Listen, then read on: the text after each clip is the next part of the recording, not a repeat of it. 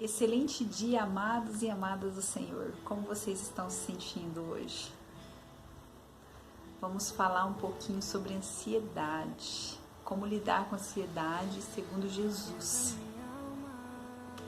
Lá em Lucas 10, 41, 42, Jesus disse: Marta, Marta, está ansiosa e preocupada com muitas coisas, mas uma só é necessária. Eu fico imaginando Jesus dando seus ensinamentos dentro da casa de suas amigas. Ele havia chegado na aldeia de Betânia e fora recebido por Marta, que, tentando ser hospitaleira, ficava andando de um lado para o outro, cheia de serviços para fazer, preocupada com todos os serviços. Quando ela olhou para o lado, viu sua irmã, Maria, aos pés do Mestre, ouvindo atentamente seus ensinamentos.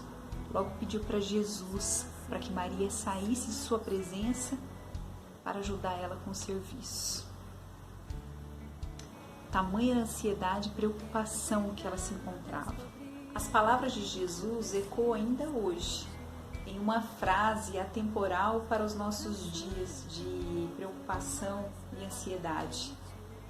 Tânia, Tânia, você está preocupada e ansiosa com muitas coisas, mas uma só é necessária. Faça o teste. Imagina Jesus dizendo essa frase com o seu nome. Nosso Senhor nos falou muito sobre ansiedade, o mal que nos acomete nos mais variados graus, seja causando uma inquietação leve ou preocupação com o futuro, ou níveis maiores, quando se torna um transtorno médico. Por isso, devemos meditar no que Deus nos disse e encontrar paz para os nossos coraçõezinhos ansiosos. Ansiedade, preocupação e frustração. Distinguir essas três palavrinhas é muito importante para o nosso diagnóstico final. Com a ajuda do Espírito Santo, podemos distinguir, e ao final dessa ministração, qual delas está nos afligindo no momento, e pensar numa forma prática de combatê-las segundo a Bíblia. Ansiedade é um estado preocupante do nosso coração, a falta de confiança em Deus. Mateus 6, de 25 a 34, Jesus faz 5 referências à ansiedade ou inquietação. Ele diz para a gente não se preocupar com o que comer e vestir e nem com as circunstâncias do amanhã. Tarefa difícil, né? Ainda mais nesse momento que a gente está vivendo de incertezas, falta de emprego, necessidades alimentares, falta de teto. Fica muito difícil ouvir de alguém um simples "não seja ansioso". Mas em se tratando de Jesus, não é um simples pedido de encorajamento, mas a tal frase, ela tem a força de uma ordem. Agora ficou mais sério, não é? A vontade de Deus para nós não vivermos ansiosos não foi um pedido, é uma ordem.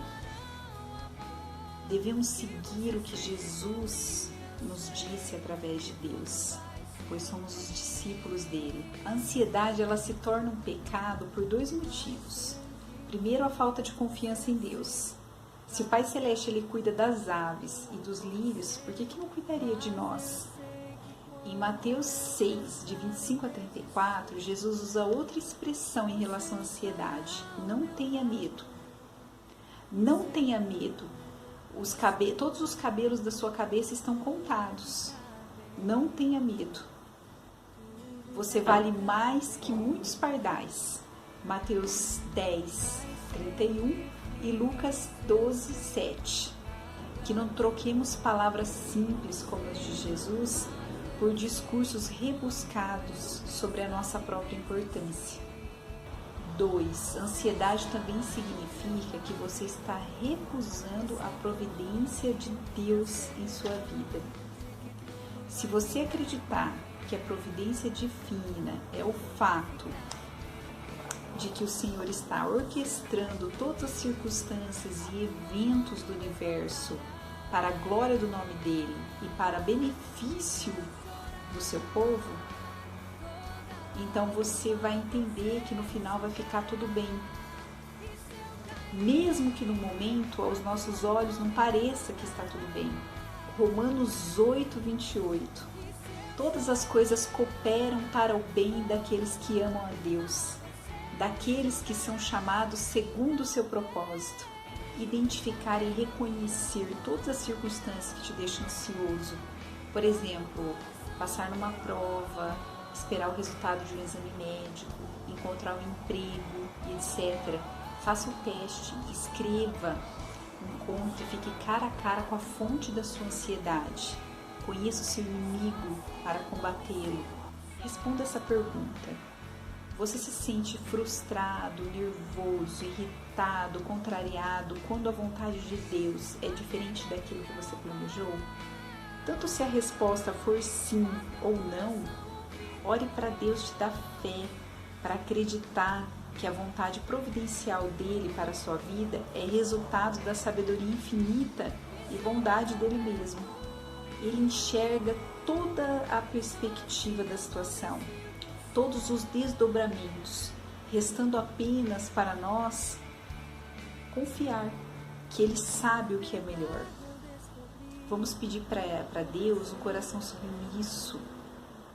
Se a vontade nossa não for boa, que a dele prevaleça. Preocupação é sinônimo de ansiedade, mas popularmente entendemos como um sentimento de uma situação a longo prazo ou uma situação sem solução aparente, ou um acontecimento que pode ou não acontecer. É o famoso sofrer por antecipação. Já sentiu isso? Jesus disse: não se preocupe com o dia de amanhã. Basta a cada dia o seu mal. Mateus 6,34. Nós aprendemos a falar com Deus em oração, mas e a lançar sobre Ele as nossas preocupações? Porque a palavra diz que Ele cuida de nós. 1 Pedro 5,17. Frustração é um pecado que pode engatilhar outros. A frustração leva à insatisfação, à ingratidão, à murmuração, à rebelião e ao afastamento de Deus com a punição dele. Lembra do povo de Israel que saiu do Egito? Se você se atentar, os pecados que eles cometeram seguem essa linha que eu tracei em minhas anotações pessoais. Foi assim: o povo de Israel vivia uma vida péssima no Egito. Eram escravizados e o faraó colocava grandes fardos de trabalho sobre eles. Eles se queixavam, das barbaridades que viviam, e Deus ouviu.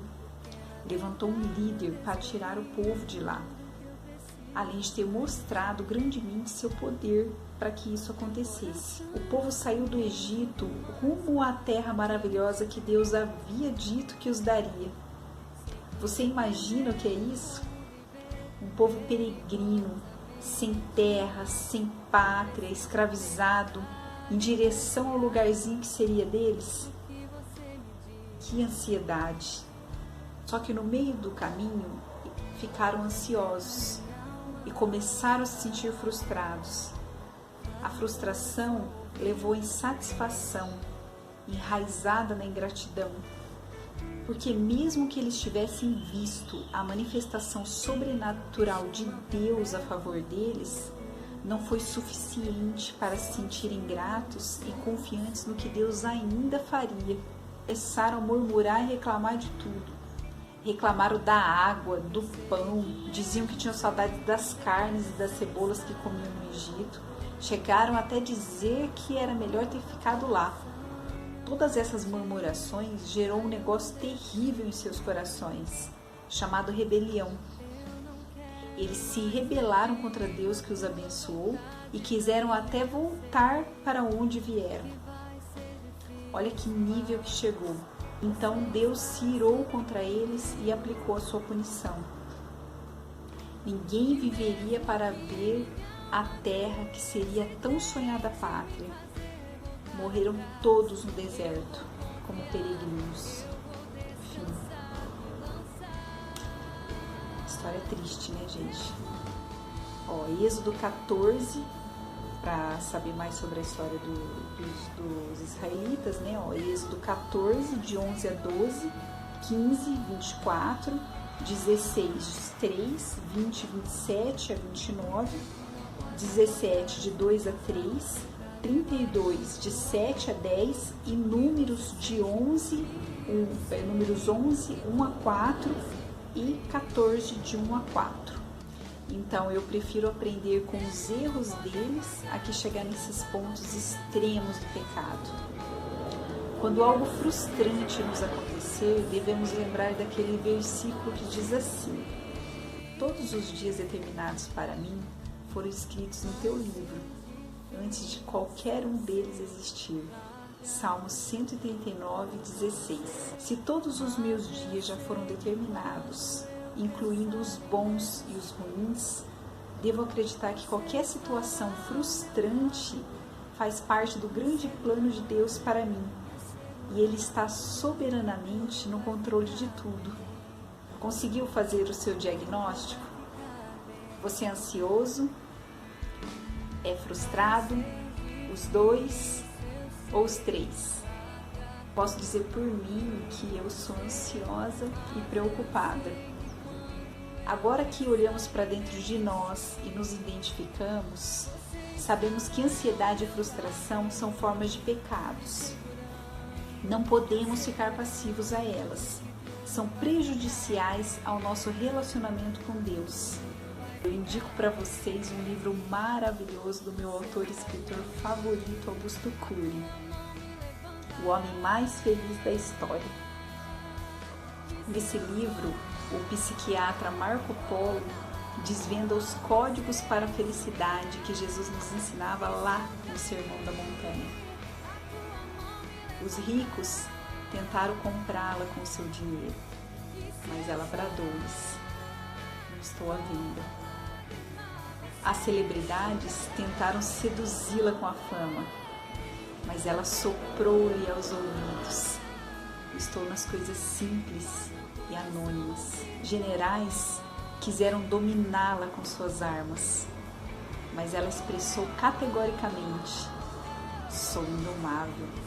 Jovens quiseram capturá-la com prazer rápido, mas ela proclamou: sonhos sem disciplina produzem pessoas frustradas, e disciplina sem sonhos produzem pessoas fracassadas. Magnífico, não é? Um beijo no coração de vocês, fiquem com Deus e pensem nisso.